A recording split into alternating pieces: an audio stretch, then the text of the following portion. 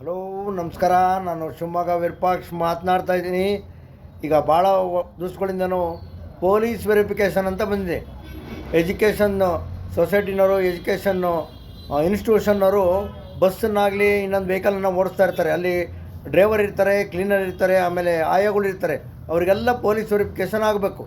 Police verification ಅಂತಂದರೆ ಏನು ಅಂತಂದರೆ, ಯಾರು ಡ್ರೈವಿಂಗ್ ಮಾಡ್ತಾ ಇರ್ತಾರೆ ಅವರು ಪೊಲೀಸ್ ವೆರಿಫಿಕೇಷನನ್ನು ಮಾಡಿಸ್ಬೇಕು. ಯಾವುದೇ ಥರದ ನಮ್ಮದು ಕೇಸ್ಗಳಿಲ್ಲ ಅಂಥೇಳಿ.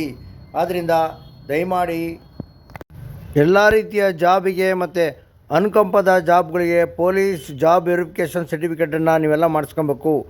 ನೋಡಿ, ಇನ್ಸ್ಟಿಟ್ಯೂಷನ್ ಡ್ರೈವರ್ಗಳು, ಕ್ಲೀನರ್ಗಳನ್ನು ಮಾಡಿಸ್ಕೊಬೇಕು. ಈ ಥರ ಸರ್ಟಿಫಿಕೇಟ್ ಬರುತ್ತೆ.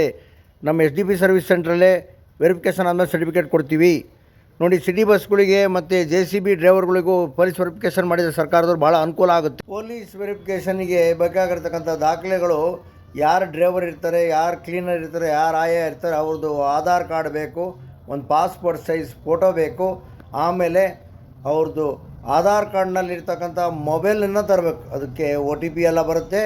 ದಯಮಾಡಿ ಶಿವಮೊಗ್ಗದ KSRTC ಬಸ್ ಸ್ಟ್ಯಾಂಡ್ ಪಕ್ಕದಲ್ಲಿರ್ತಕ್ಕಂಥ SDP ಸರ್ವಿಸ್ ಸೆಂಟ್ರಿಗೆ ಬರಬೇಕು. ನಾವು ಸೇವಾ ಸಿಂಧಿನಲ್ಲಿ ಅರ್ಜಿ ಹಾಕ್ಕೊಡ್ತೀವಿ ಅಂತ ಹೇಳ್ತಾ ಇದ್ದೀವಿ.